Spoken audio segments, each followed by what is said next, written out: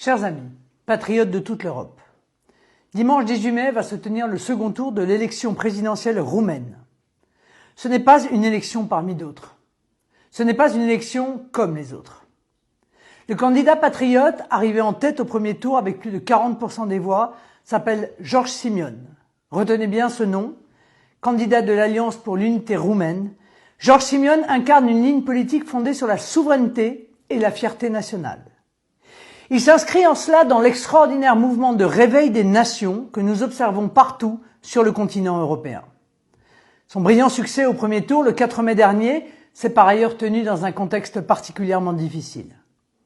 En effet, l'élection présidentielle roumaine avait été annulée en novembre 2024 par la Cour constitutionnelle au nom d'ingérences électorales qui n'ont toujours pas été prouvées à ce jour. Cette ingérence du pouvoir judiciaire dans la vie démocratique, cette atteinte à la liberté des électeurs roumains a été cautionnée par plusieurs gouvernements européens et par la Commission européenne elle-même.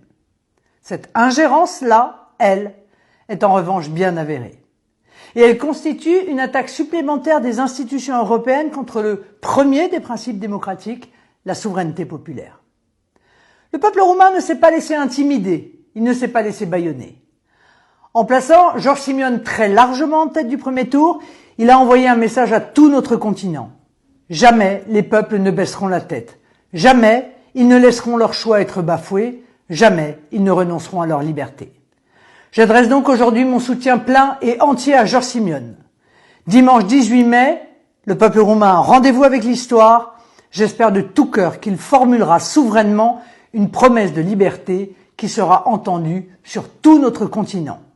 Vive les peuples libres, vive l'Europe des nations.